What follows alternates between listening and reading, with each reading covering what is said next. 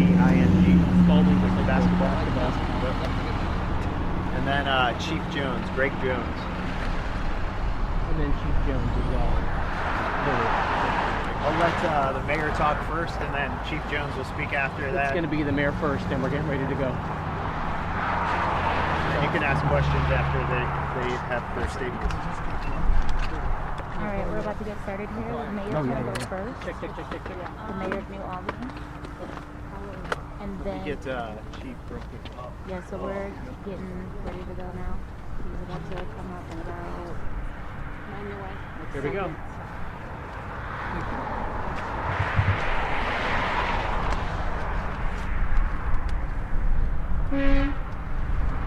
It's something.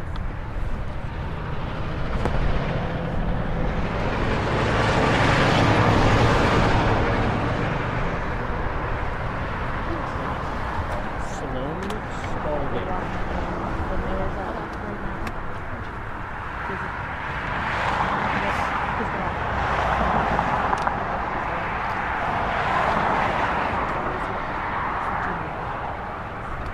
Everybody ready? Good morning, everyone. Mayor Spalding here from the city of New Albany. I want to begin by expressing my deepest sympathies to the victims and their families affected by last night's tragic event at KDC-1. Our community is heartbroken, and our hearts go out to everyone that's been impacted. We are doing everything we can to support those involved. We are so very grateful to the swift response of our law enforcement officials, partner agencies, responders, and the incredible team at Mount Carmel East who helped many of the victims. We want to reassure our residents that we have multiple agencies working right now to apprehend the suspect.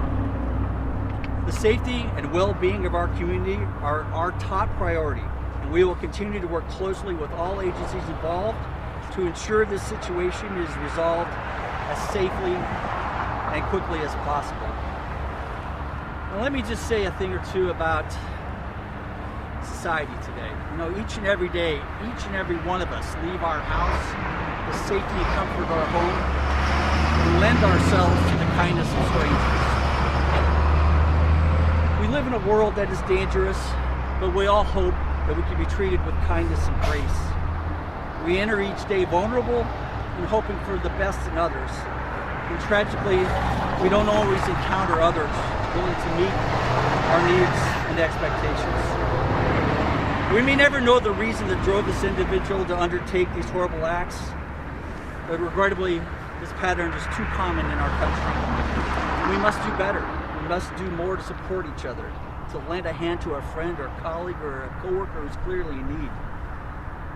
But even then, we live in a country based on the rule of law, where we agree to a set of social norms in support of the greater good. And when individuals take matters into their own hands and disregard the law in our society, we must hold them accountable, and we will do so here. And with that, let me introduce Chief Greg Jones from To give you a little bit of background, the incident occurred 10:30 last night. You can recall the shooter. KDC is a light manufacturing facility, but it's a very large building. Upon arrival, first off, our officers were able to secure very quickly, and we are fortunate to have great law enforcement partners from Franklin and Lincoln County who responded as well, along with the fire department. Once we made entry into the building, it was a large building. We eventually found 6 victims. 5 victims. 5 were transported to the hospital. I can't release our information at this point. The 6th victim was deceased in the building. The suspect, we had learned, had left the building or left the area before our arrival, or left the immediate area before our arrival. We quickly evacuated approximately 150 other employees to a neighboring building.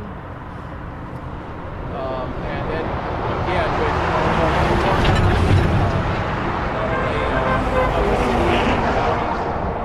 but our state partners and federal authorities immediately began to try to track the suspect down. We are doing so as we speak. And and it's we hope to have news for you soon. Again, this is a tragedy that to be honest with you, I never thought we'd see in our community. And we just want our community to know, and just the community as a whole, that we're doing everything we can to bring this to custody, but also to ensure the safety of our citizens and the people that live in the community. Chief, I know it's early. What are you able to say in terms of a motive here? Obviously, this is highly unusual in the world, and a lot of concern about something like this happening. What do you think about it? Yeah, that's we don't have a motive at this point. From everybody we interviewed, which was quite a few people, obviously, facility this size, there's no reports of any type of confrontation or any type of dispute that was You said it was a target of attack. because it was at his place of work. So all the victims, all of the people that were injured or the person that's deceased worked in the facility. And I heard you correctly that the suspect did work here. Is that what you just Correct. said? Yes. Do you know how long the suspect worked there? We do not know that. Do you know his exact position here? No. Is there any threat to the public at this hour? We don't believe so. Like I said, I think that the suspect has left the area. We have information that is taking us to certain addresses that we are working to check and try to find him. And another thing too is that there was a weapon recovered at the scene. So and we only received reports of one weapon. And as far as you know, just the one shooter involved in the incident? Correct. You know, and as you guys probably already know, when this originally happens, there's all kinds of reports that you receive. Originally, there was reported that there was 2 shooters. We were really quickly. Do you have Shooter an sees the update on the coverage. What's your conditions of the message to him? victims? Turned himself in. You know, we have New Albany sits in 2 counties. We have municipal jurisdictions, both sheriff's departments. We have state officials, the U.S. Marshal Service, ATF, all working to check these locations where he might be and bring him into custody. And I would recommend it to himself.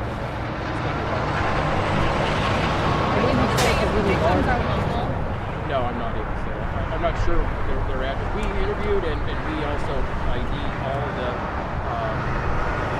work in the building that we evacuated.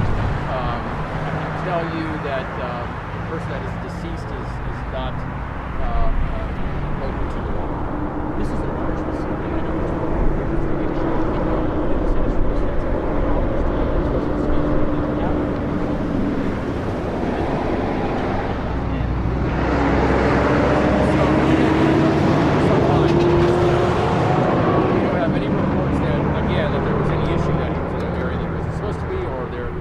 trouble in any way, or there was any conflict. We have not to say that there wasn't something, but after interviewing everybody we have, supervising the company, we don't have any reports of anything like that. Any victim update? What's that? Any victim update right now? Yeah, unfortunately I can't give that to you right now.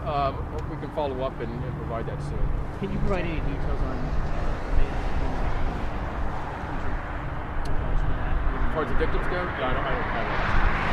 At this building, what type of measures there are? Do people be scanning, or medics are just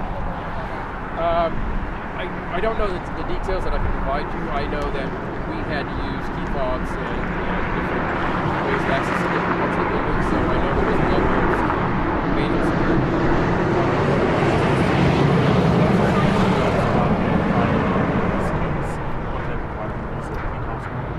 It was a handgun.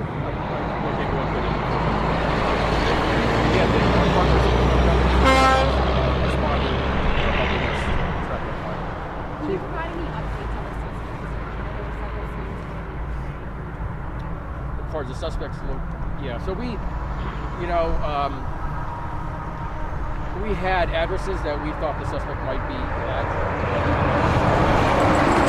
Officers and our partners went to those addresses, checked those addresses, obtained search warrants, and the ones that we've checked so far, that we've not been able to find. But right before we had this press briefing, we even received more information about some other addresses that we could check. Have there you witnesses that saw him leave or camera footage that saw him leave? There's a lot of massive buildings here. Yeah, there is camera footage, and we know how he left the building. So there's camera footage of quite a bit of his.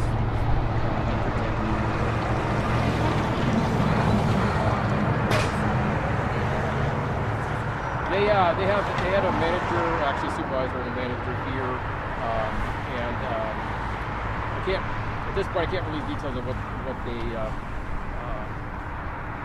their characterization of him as an employee, but they did say that nobody here noticed any type of confrontation or anything that one might expect that triggered this.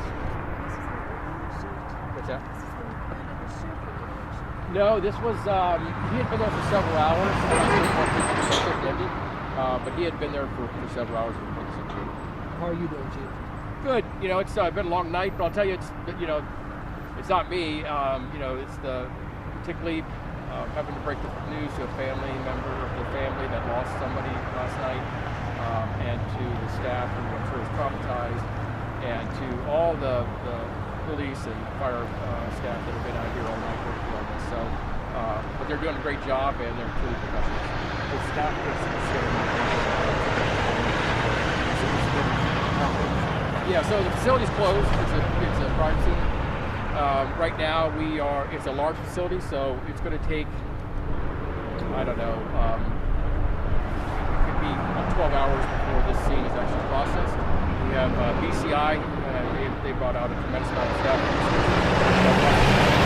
The facility's closed, and it will be for some time. And as far as the employees go, I'm not sure how the company notified them not coming to work. Yeah, as I said, about 150 people were working in there, so I'm not sure how many they expected to come in there. A question for the mayor. You knew both times you met. This is a tragedy you never thought you would see in this community. How do you believe that the community will rally together during this time? Yeah, in New Albany, we're a very tight community, and everyone will bind together in a tragic situation like this. No one wants to have these types of meetings. I know an email went out to the school community this morning before students even got on the bus, talking about the situation, but also reaffirming that we're doing everything we can to make sure our community is safe. And I have a lot of faith in our community coming together in this tragic situation. Do you plan on releasing any video footage from this area soon, or suspect vehicle information? So the suspect didn't drive, so and I didn't tell you his mode of transportation at this point. I can't release that yet, but there was not a suspect vehicle that we were looking for at the time. So we had a general description of a ride that he got, but the cameras it wasn't of sufficient quality where we could get a plate or make it model. Or any clothes, anything that people would be able to identify him by this morning? No, I can. There probably is. I'm sure there is. I don't have everything.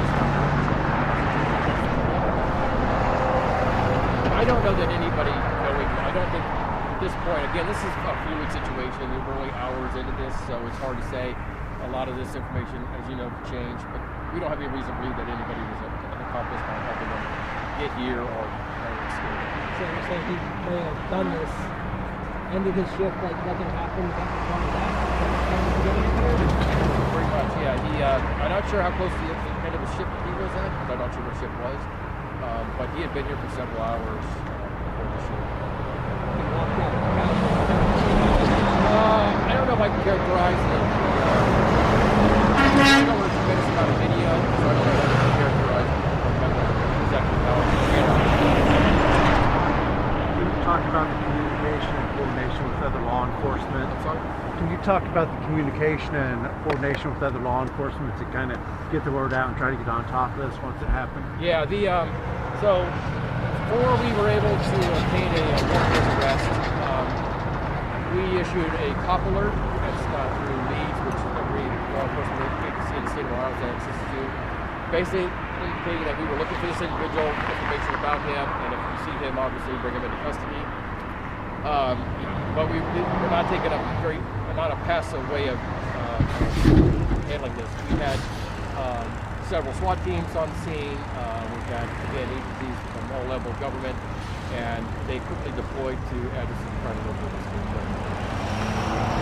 As far as the other thing too is that, you know, it was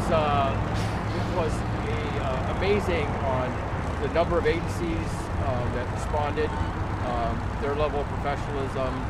It really, and we were able to put all of them to work. It's obviously a very large scene, and again, they did their job. Thank you all. Thank you. Appreciate it.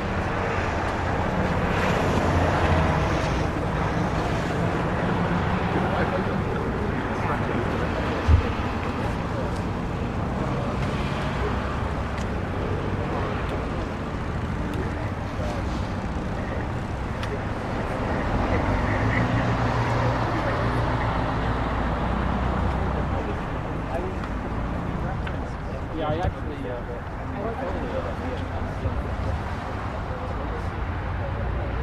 I